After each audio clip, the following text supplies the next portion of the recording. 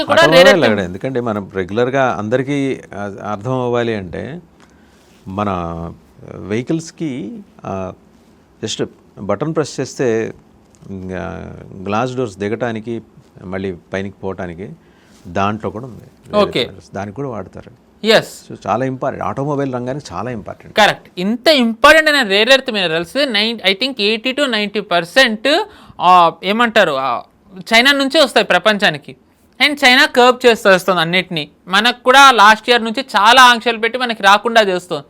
ఇదే టైంలో ఒక Indian company rare earth alternative, rare earth అనేది వాడకుండా రేర్ ఎర్త్ ద్వారా ఏవేవైతే తయారవుతాయో అవన్నీ మనం తయారు చేయొచ్చు అని ఒకటి కనుక్కున్నారు, ఒక మెథడ్. కాపర్ ఇంకొన్ని మెటల్స్ వాడి వాళ్ళది పేటెంట్ కూడా తీసేసుకున్నారు. ఐ థింక్ వీతో స్టార్ట్ అవుతుంది ఆ కంపెనీ పేరు. Indian company, completely indigenous technology మన వాళ్ళు మొదలుపెట్టారు.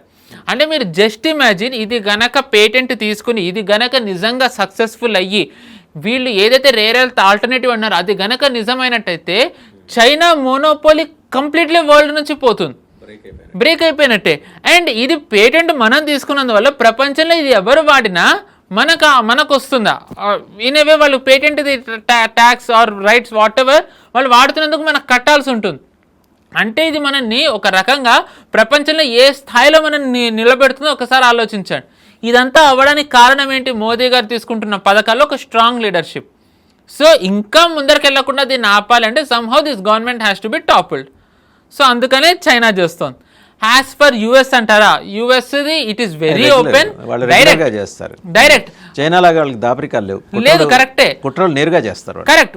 వాళ్ళ ఐ థింక్ డెప్యూటీ మినిస్టర్ ఎవరో ఇక్కడికి వచ్చి, I think secretary of commerce ఎవరో, Christopher Landau if I'm not wrong ఆయన పేరు, చైనాకి ఏదైతే ఎదుగుదలకి మేము సహాయం చేసామో ఫ్రీ హ్యాండ్, భారత్కి మేము అది ఇవ్వలేమని డైరెక్ట్ అనేసాడు. అంటే తన బహిరంగంగా తను చూడండి. అండ్ మొన్నటికి మొన్న మన మీద 500% టారిఫ్ వేయాలని అనుకున్నారు వీళ్ళు. యాక్చువల్గా ట్రంప్ వచ్చినప్పటి నుంచి టారిఫ్ వేస్తున్నాడు. ఎన్ని చేస్తున్నా సరే మన ఎదుగుదల ఆగట్లేదు. ఎందుకు ఆగట్లేదు? మన ప్రభుత్వం తీసుకుంటున్న ఒక నిర్ణయాల వల్ల, మనం వేరే దేశాలతో చేసుకుంటున్న ఒప్పందాల వల్ల. ఇవన్నీ జరగడానికి కారణం ఏంటి? ఒక బలమైన ప్రభుత్వం ఉండడం వల్ల. సో ఆ ప్రభుత్వం ఉండకూడదు. అది ఉండకూడదంటే ఏం చేయాలి? సంహం వీళ్ళకి ఒక ప్లేయర్స్ కావాలి. మనం చూసుకున్నట్టయితే అభిజిత్ దీప్కే యుఎస్ నుంచి పారాడ్రాప్ అయ్యాడు, వచ్చినప్పటి నుంచి CJP ప్రొటెస్ట్ అన్నాడు.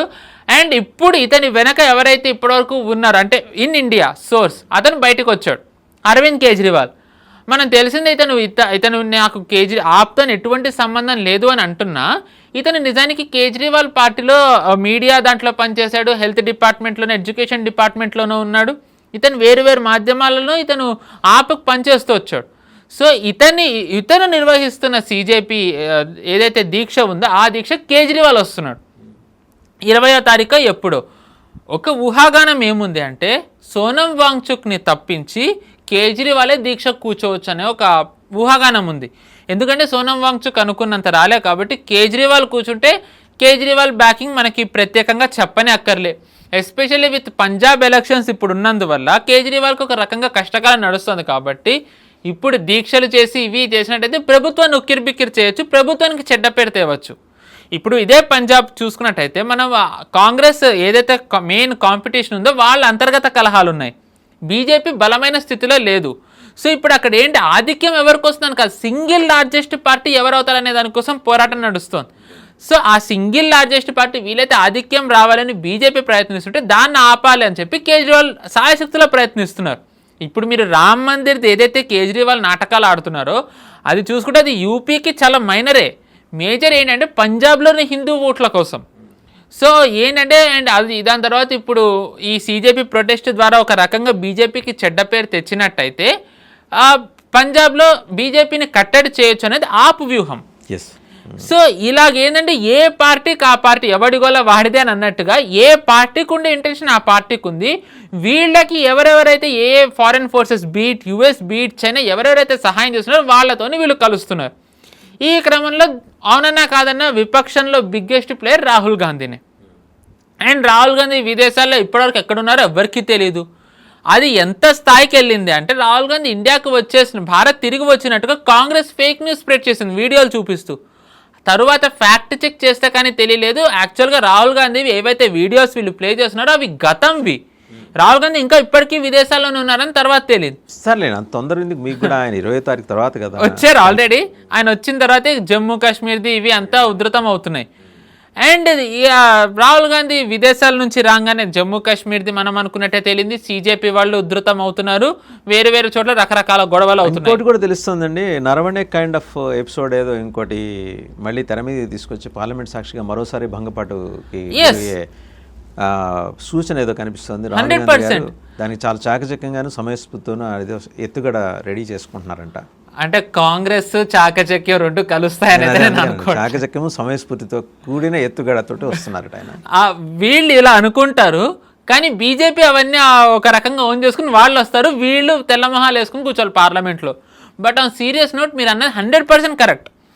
మనం చూసుకున్నట్టయితే ఆపరేషన్ సింధూర్ అప్పుడు ఎవరైతే అమరులయ్యారో మన వైపు నుంచి సైనికులు, వాళ్ళని మన ప్రభుత్వం గుర్తించలేదు, గౌరవించలేదు అని చెప్పి ప్రివిలేజ్ మోషన్ ఇచ్చారు రాజ్నాథ్ సింగ్ గారి మీద. సో అంటే ఇది కూడా మళ్ళీ ఒకటి. కానీ ఇదే కాంగ్రెస్ ఆపరేషన్ సింధూర్ని అవమానిస్తూ వచ్చింది కదా. ఆపరేషన్ సింధూర్ అవుతున్నంతసేపు కాంగ్రెస్ దీన్ని ఆపాలంది. ఆపరేషన్ సింధూర్ అయిన తర్వాత పెహల్గాం విక్టిమ్స్ని కలవకపోగా అక్కడ బార్డర్లో ఉన్న ముస్లిం ఫ్యామిలీస్ని వెళ్ళి రాహుల్ గాంధీ కలిశారు. దాని తర్వాత ఎన్ని రఫేల్ స్కూల్ అయ్యని అన్నారు. రాహుల్ గాంధీను కాంగ్రెస్ వాళ్ళు మాట్లాడినవి Pakistani media and Pakistani army వాళ్ళు మేము గెలిచామని ప్రూఫ్ ఇదిగోండి అని చెప్పి రాహుల్ గాంధీ వీడియోస్ ప్లే చేశారు. సో ఈ రాహుల్ గాంధీ ఇప్పుడు ఆపరేషన్ సింధూర్లో భారత్ అన్యాయం చేసిన సైనికులకని వస్తున్నారు అంటే నెంబర్ 1 అది హాస్యాస్పదం. నెంబర్ 2 ఏంటంటే అది మళ్ళీ వీళ్ళే ఎక్స్పోజ్ చేసుకుని ప్రభుత్వం ఎంత స్ట్రాంగ్ ఉందో చూపించడం. Number 3 for the nth time ఇప్పటికన్నా ప్రభుత్వం రాహుల్ గాంధీ మీద ఏమైనా చర్యలు తీసుకుంటుందని ఆశిద్దాం.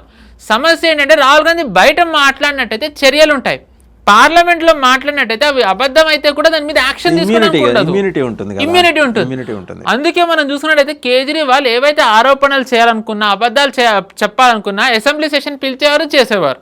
ఎందుకంటే మీరు అన్నట్టుగా ఇమ్యూనిటీ ఉంటుంది, దాంట్లో ఏమీ యాక్షన్ తీసుకోవడానికి ఉండదు. సో రాహుల్ గాంధీకి ఏమైందంటే ఇప్పుడు ఏదైతే ఆయన ఎల్ఓపి అయిపోయి ఎంపీ కింద ఉన్నారో దాంతో నేను ఇష్టం వచ్చినట్టు అబద్ధాలు చెప్తారు. ఆ అబద్ధాలను తిప్పికొట్టారనుకోండి, నా ప్రశ్నలకు జవాబు ఇవ్వాలి, XYZ అని చెప్పి వాళ్ళ సోషల్ మీడియా పవన్ ఖేడా ఇలాంటి వాళ్ళందరూ తిరుగుతారు. బట్ పాయింట్ ఏంటంటే ఈసారి వీళ్ళు దీంతో ఆగుతారని మనం అనుకోకూడదు.